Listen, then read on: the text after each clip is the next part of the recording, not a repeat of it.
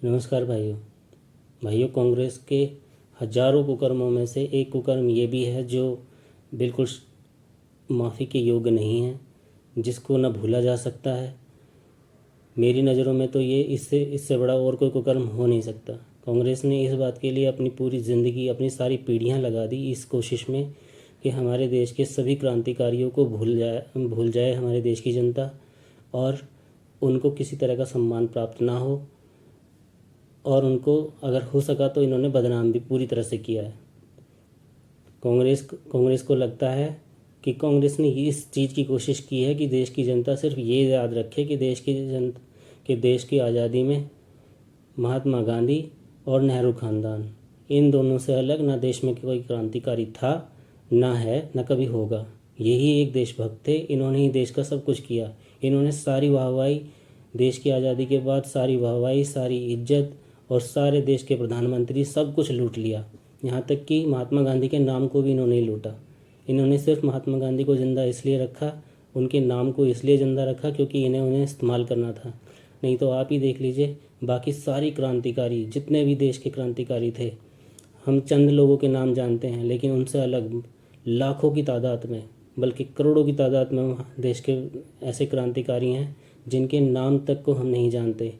हम क्या, उनके खुद के जो आज उनके बच्चे होंगे, उनकी पीढ़ियां उनको नहीं जानती।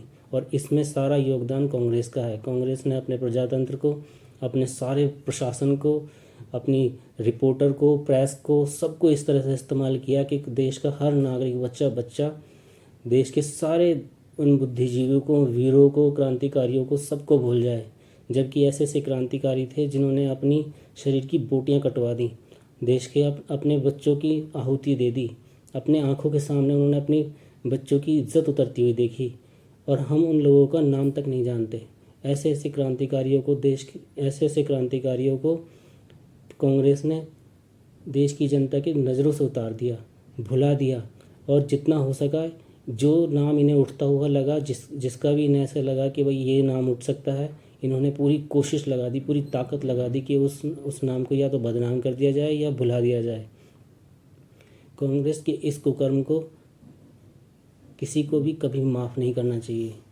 कांग्रेस इस लायक नहीं थी, या ये नेहरू खानदान इस लायक नहीं था जितना इसको हमारे देश ने सर पे चढ़ा दिया, जितना इसको सम्मान दे दिया।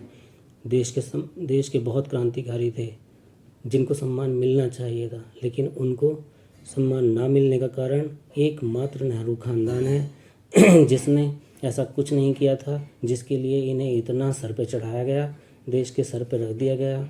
कभी रो के सरकार बना ली, कभी हंस के सरकार बना ली, कभी किसी के नाम पे सरकार बना ली। कुछ करके सरकार इन्होंने कभी नहीं बनाई। जय हिंद।